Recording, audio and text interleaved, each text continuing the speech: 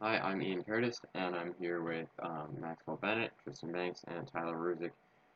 Benjamin McGowan had to go, so we're going to continue the second Democratic debate without him, unfortunately. Yeah, so where we left off, I was reading Bennett's tax plan, and after this, we're going to have a chance for rebuttals. And after, if we pass that, if we get done with that, we're going to go on minimum wage. So, um, Bennett doesn't like yours, yada yada. With this type of tax plan, we don't have any revenue to effectively govern our nation. The tax plan is completely unrealistic, and I condemn the whole plan. So, um, Mr. Ruzich, you have a chance for a rebuttal, and go for it. Well, I'd like to talk first of all about when we look at Banks' plan, introducing a whole new tax, a whole new property tax. While I don't think that you should have to pay taxes just because you own a property tax. I think that's actually quite ridiculous. And I believe McGowan said that McGowan said there was going to be certain max on salaries or how much you can own, if I stand corrected. If I understand that correctly. But also, we look at Bennett's plan, which I don't want the federal government to be having over nearly about 14% income tax. I don't want them to be taking 14% of my income. It says it's completely unrealistic. I think it's However, 12, but still. I do have from the Oh, no, it's 14. chair of the Federal Reserve said that it is bringing in plenty of revenue. Also, along with it, I think we should be cutting unnecessary programs. We could be adding cuts to defense, so we still have more revenue, more of a surplus.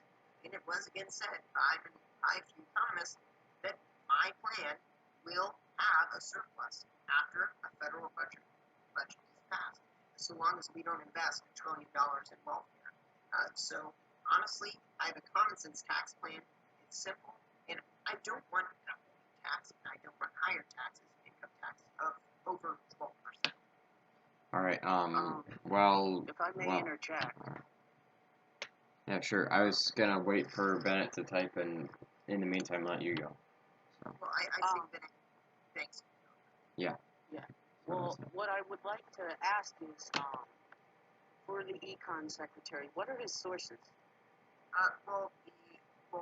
This is the Secretary of Commerce. This is the chair of the Federal Reserve. And what he said, I didn't say Secretary of Commerce. I said the Fed chair. Correct? Yes, the Federal Reserve, the chair of the Federal Reserve, FST. He has to get a calculator. I certainly trust his approval over nearly anybody else. It was also approved by Secretary Easterly, the Secretary of Commerce. It was also supported by Williamson. We also saw Democrats supporting it as well. So honestly, we do see that from the sources. It's done. I don't know how all the math is done by population and market population, but it was done by the ST to calculate the amount of revenue for it. Well, honestly, I reviewed your plan, and it would bring in probably $100 to $150 billion less on each individual piece. For example, by just taxing people more and taking more of their hard-earned money, it's pretty ridiculous. I don't think we should be cutting the property tax. Taxing people just for earning the property is pretty ridiculous. Go on, but that's my view on the plan. I mean, what I'm talking about here is, one, your income tax rate. 4% for your income tax, correct? Yes. Yes, 4% for your income tax. That would bring in, with my calculations, $347 billion. That's less than what's predicted in your plan. You can't honestly say that your numbers are correct. 4% would not bring in the right funds. What? From the consumption tax, which ISP is at calculated to go back around 700. Oh, that is far off. I did that as well. The income tax going at 398 million.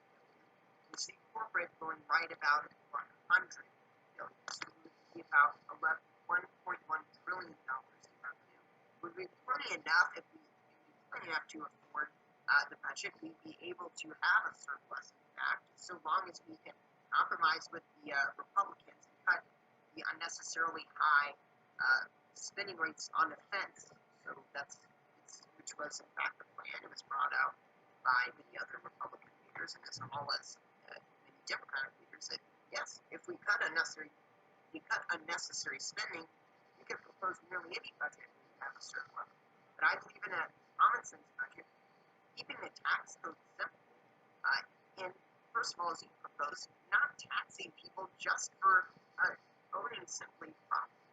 It needs to be simple, and the American people need to be able to afford it. All people need to be fair, and they need to not have all of their income taken by the government. I'm gonna let Bennett finish writing, and then we're gonna move on to minimum wage. So Ruzich, you should get us started on minimum wage. So we're going to wait a minute to respond? No, go for it, and he can respond, right? He can respond while we're talking. Right, so I'll get on minimum wage. The idea of minimum wage... Alright, hold on. He just responded. So, he says, Ruzich, I don't understand why you keep on insisting taxes are inherently bad. People understand that when you live in a country, you must pay taxes. If you want the American people to live without protections such as fire safety and police protection, you seem to think that this money just goes to the big bad government. No, this money goes to good things that further help our society. I would also like to stand and applaud Senator Banks, I assume he means. I completely agree with what he says. The sources are off, and the complete estimates on revenue are a fallacy. And I just want to mention quick, your 4% consumption tax would only bring in $436 billion, not $700 billion. Check the Federal Reserve's website, the actual Federal Reserve. They have predictions on what it would be. And using population and a bunch of other consumer products. This is 2048. No, they have predictions on year by year. You can check the Federal Reserve's website. There's a huge calculator you can use. I honestly don't know why you wouldn't check that out. Bennett says, Ruzich, you can't use EST told me to back up your 444. I understand where Bennett's coming from. But personally, I don't want an inexperienced senator and the president pro tempore to educate me on taxes. I'd rather have an advocacy for someone who's actually helped run our economy, the chairman of the Federal Reserve, tell me kind of what is a good tax plan. Well, how about let's ask Jenkins what a good tax plan is, because he's an experienced senator, an experienced representative, and a former president. He supports my plan. I have President Darby supporting my plan. I have President Jenkins supporting my plan. You have a Fed chair and a litter of small Democrats and a small amount of Republicans supporting your plan. So what are you saying here? We have experienced people telling us that this is the plan we need, but we went with your plan. We settled. We settled once again for a budget created by Republicans and you. It's not passed. We saw actually taxes staying the same. We're not going to be getting as much revenue. The American people are having to pay more. It's a disastrous tax plan, and that's why we need reform. We can continue on this, or go on a minimum wage. I've tried with both, but I debate all day on this. All right, well, yeah, minimum wage or we're wrapping up here. We've got like half a minute left. So, any final words? Go for it. Well, just I think we're good. I'm excited for discussion on it.